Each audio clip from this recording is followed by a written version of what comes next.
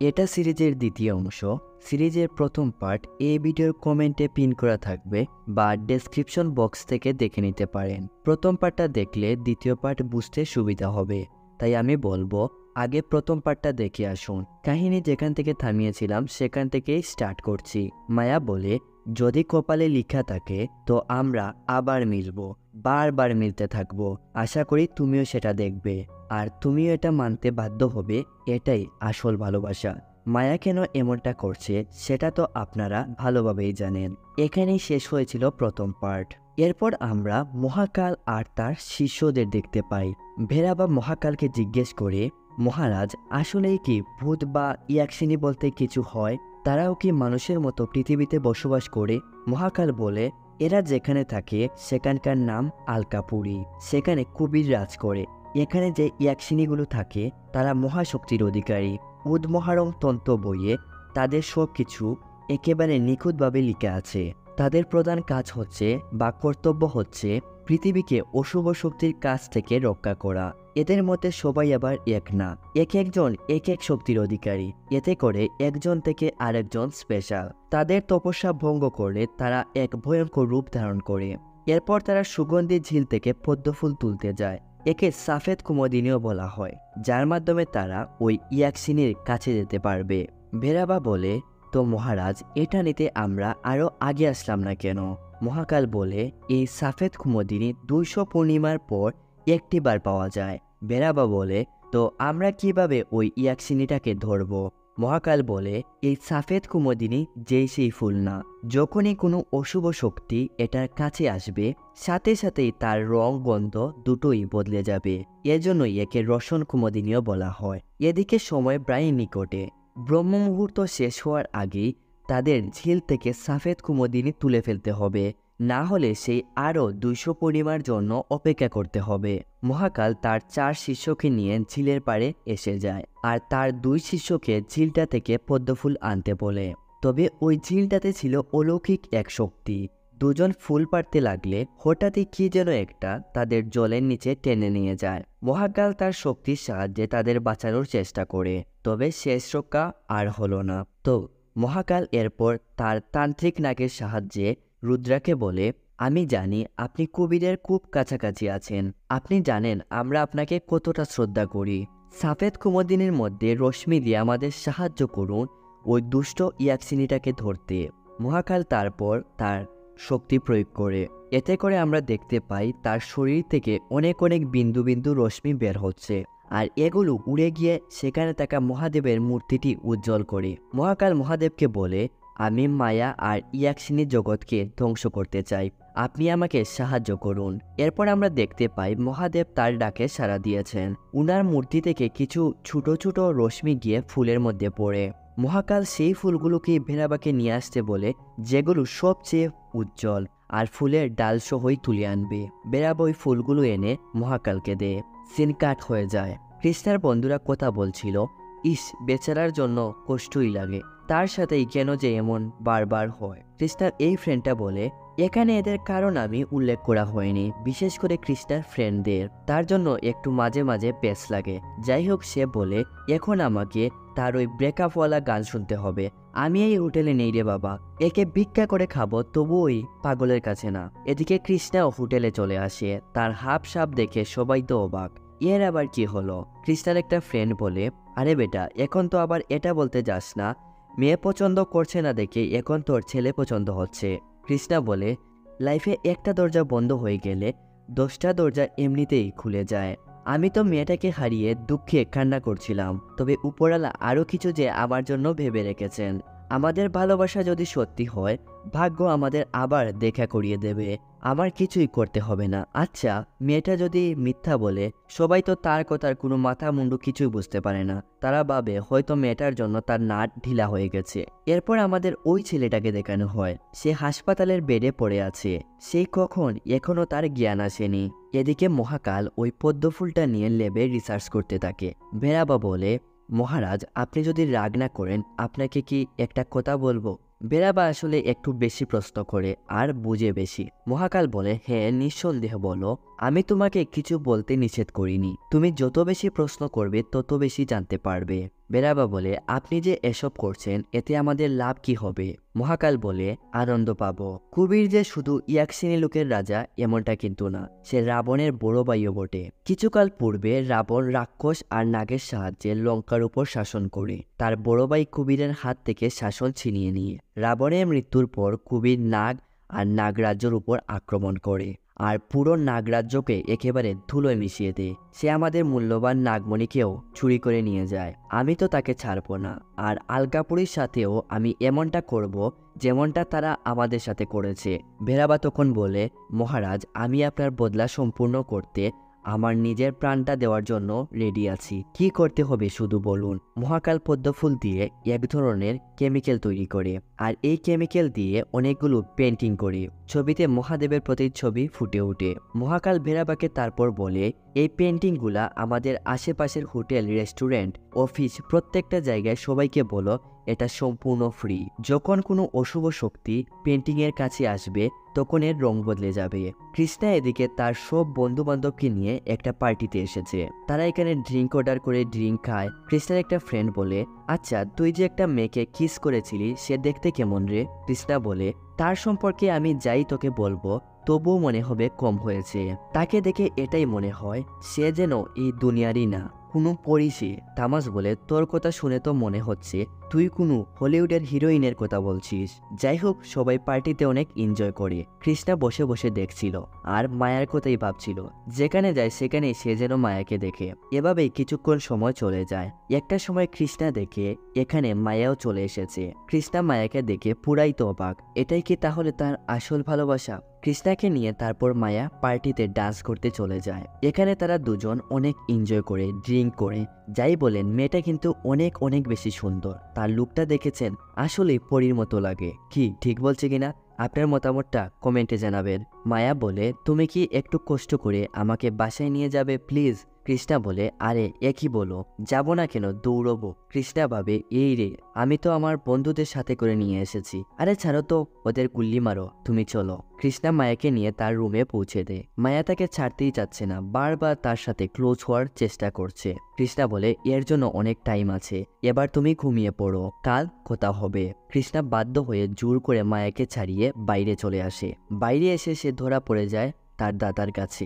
আসলে কৃষ্ণার দাদাই গাড়িটা চালিয়ে তাদের এখানে নিয়ে আসে, আর গাড়িতে তাদের ভালোবাসার 13 সমুদ্রের সব কাহিনী সে শুনে ফেলে এবং দেখে ফেলে। অজয় জিজ্ঞেস করে, এই মেয়েটা কে রে, আর এই বাড়িটাই বা কার, আর এত সময় ধরে তুই ভেতরে কি করছিলি? জবাব দে। অজয় বুঝে নেয় কিছু তো একটা তার ভাই উল্টোপাল্টা করেছে। কৃষ্ণা তো পুরোই ফেসে যায়। সে কোনো জবাব না দিয়ে গাড়িতে উঠে পড়ে। সিন আসে সকালবেলা কৃষ্ণার বাড়িতে।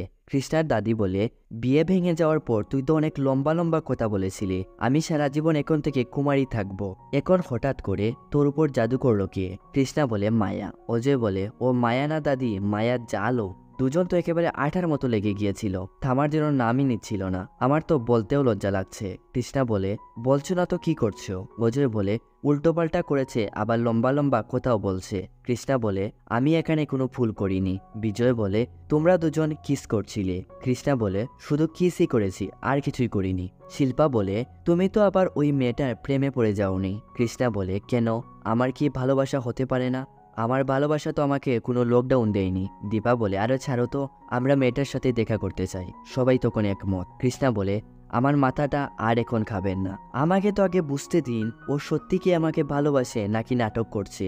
একটু পর মায়া কৃষ্ণাকে কল করে। মায়ার কল দেখে কৃষ্ণা খাবার ফেলে চলে আসে মায়ার সাথে কথা বলতে।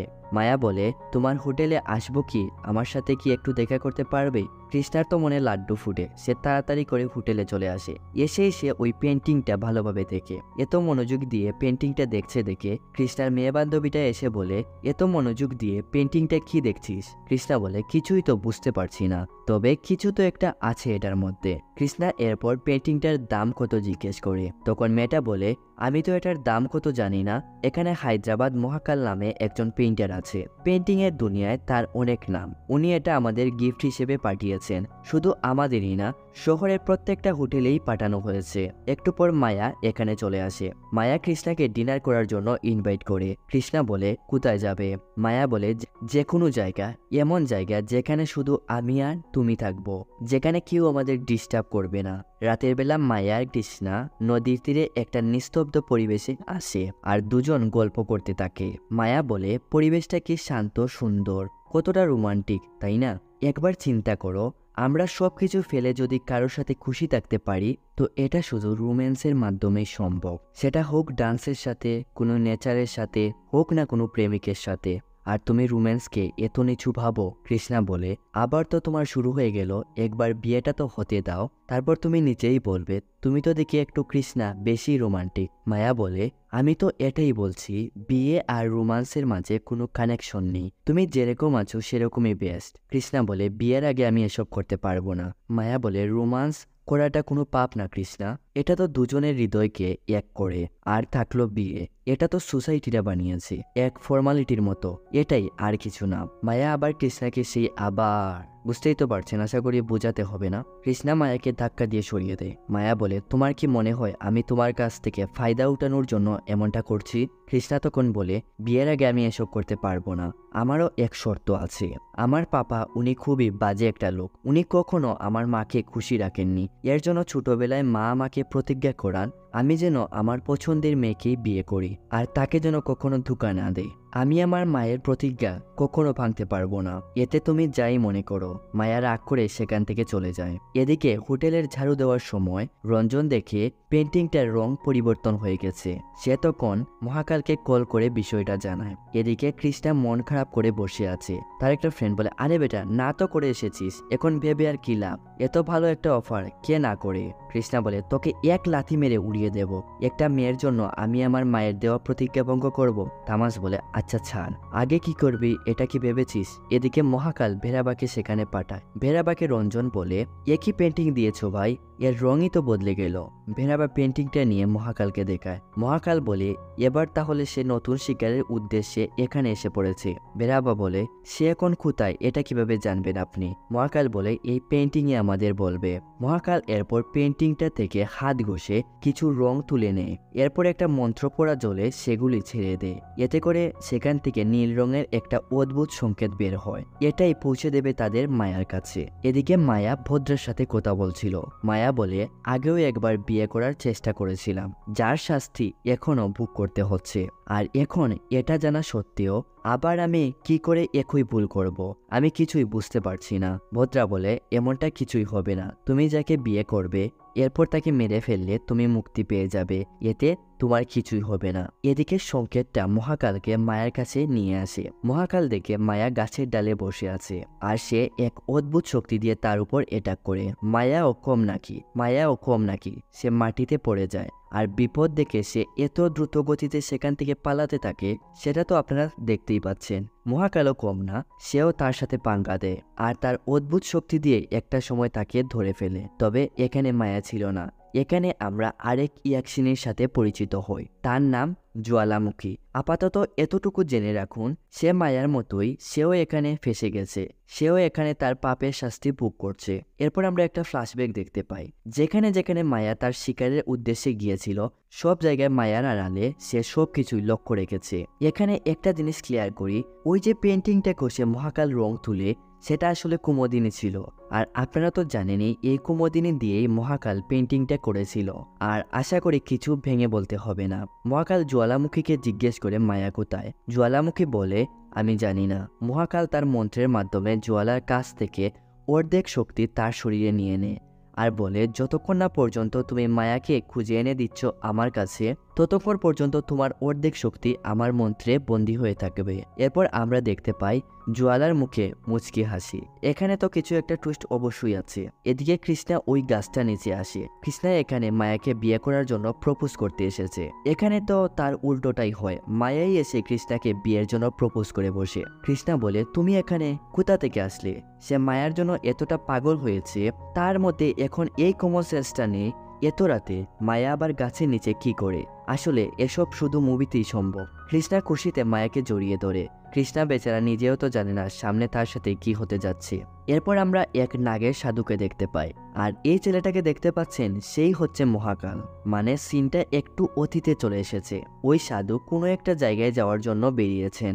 সে আলকাপুরীতে রাজ করতে চায়, যার জন্য সে মায়াকে বন্দি করতে চায়। এখন আপনাকে একটা জিনিস ক্লিয়ার করি, মায়া কেন এতটা স্পেশাল। আসলে মায়া অন্য ইয়াকশিনী বা ভূতদের থেকে পুরো আলাদা। সে সবচেয়ে বেশি শক্তিশালী, সবচেয়ে বেশি পাওয়ারফুল, সবচেয়ে বেশি সুন্দরী। আচ্ছা, আপনাদের মনে কি এখন এই প্রশ্নটা ঘুরপাক খাচ্ছে না? তাহলে মায়া বা বাকি ইয়াকশিনীর জন্ম হলো কিভাবে? তবে শুনুন, আজ থেকে লাখো বছর পূর্বে যখন ভগবান শিব ধ্যানে বসেছিলেন, তখন মাতা পার্বতীর মনে সাধ জাগে। আর এই ইচ্ছাটা যখন প্রবল হয়, একটা সময় ওনার শরীর থেকে ঘাম বেরোতে শুরু করে। এভাবে 63 ফোঁটা ঘাম একসাথে মিলিত হয়ে মাটিতে পড়ে, যাতে করে এই ইয়াকশিনীদের জন্ম হয়। এই যে আপনাদেরকে এখন একটা ভগবান আর মা পার্বতীর একটা কথা বললাম না, এটা এখানে নির্দিষ্ট করে আমি আমার নিজের মন্তব্য দেইনি। এখানে মুভিতে যেটা ফুটে উঠেছে এটা আপনাদের সামনে আমি শেয়ার করেছি। আর যখন মাতা পার্বতীর সাথে প্রেমে পরিণত হয়ে যাচ্ছিল, তখন শেষ ফুটা মাটিতে পড়ে, মানে 64 ফুটা, যেখান থেকে জন্ম হয় মায়া। মানে মায়ার প্রেম লালসার মধ্যে থেকে জন্ম নেয়। আর এর জন্যই কবির আলকাপুরীর গুপ্তস্থলকে রক্ষা করতে মায়াকে দায়িত্ব দেন, যাতে করে কোনো খারাপ লোক আলকাপুরীতে আসতে না পারে। এই গুপ্তস্থলে ছিল আলকাপুরীতে যাওয়ার একমাত্র রাস্তা, যেটি কিনা একমাত্র জানত মায়া, আর এটি ছিল লুকানো। এর জন্যই ওই নাগা সাধু মায়াকে বন্দি করতে চায়, যাতে করে সে মায়াকে বন্দি করে আলকাপুরীতে রাজ করতে পারে। একবার যদি সে মায়াকে বন্দি করে নিতে পারে আর গুপ্তস্থানের রাস্তা জানতে পারে, এরপর কুবিরের জায়গা দখল করে সে সেখানে শাসন করবে। সকল ইয়াকশিনীদের তার দাস বানিয়ে পায়ের তলায় রাখবে, আর এই দুনিয়ায় মহাশক্তি ও অমরত্ব লাভ করে নেবে। এর জন্য সে আজ এক মহাযজ্ঞ করতে যাচ্ছে। যজ্ঞ শুরু হওয়ার আগে নাগা সাধু মহাকালকে বলে, পরিস্থিতি যাই হয়ে যাক, তুমি আমার পেছন থেকে কোনোভাবেই আসবে না, আর এই রেখাটা কোনোভাবেই পার করবে না। এদিকে নাগা সাধু যজ্ঞ শুরু করেন। মায়া তাকে বলে এই যজ্ঞ বন্ধ করতে, বারবার তাকে নিষেধ করতে থাকে, আর বলে এই জায়গা তার যজ্ঞ করার জন্য না। নাগা সাধু উল্টো মায়ের উপর খেপে যায় আর বলে তার সময় নষ্ট না করতে। তুমি জানো না তাই বলছি, আমি নাগলুকের একজন প্রতিনিধি, নিজেকে আমার হাতে আত্মসমর্পণ করলেই ভালো হবে। মায়া বলে, ইয়াকশিনের সাথে লড়াই মানে মৃত্যুকে সংবাদ জানানো, আর তুমি তো আমাদের সিক্রেট রাস্তায় এসে যজ্ঞ করছো, এর পরিণাম তোমাকে দিতেই হবে। মায়া না হাত না পা না কোনো কিছু, দূর থেকে তার মহাশক্তি দিয়ে নাগাসাধুর হাত পা মুচড়ে মেরে ফেলে। আর এসব কিছু মহাকাল আড়াল থেকে দেখে, সেও তো আসতে পারছে না, তার যে গুরুর আদেশ। সে মায়ার দিকে চোখ বড় বড় করে তাকায়। আর এখানেই শেষ হয়ে যায় 4টি সিরিজ। আমি বলেছিলাম যে 3টা পার্টের মাধ্যমেই এই সিরিজটা শেষ করার, তবে এই সিরিজটার মধ্যে অনেক খুঁটিনাটি বিষয় আছে, যেগুলো আপনাদের সামনে আমি খুব সুন্দরভাবে উপস্থাপন করব, এতে আপনাদের বুঝতেও সুবিধা হবে। তাই আমি এরপর আরও 2টি পার্ট নিয়ে আসছি, খুব তাড়াতাড়ি নিয়ে আসছি, সাথেই থাকুন। ততক্ষণ পর্যন্ত নিজেদের খেয়াল রাখবেন, সুস্থ থাকবেন। ধন্যবাদ, বাই বাই।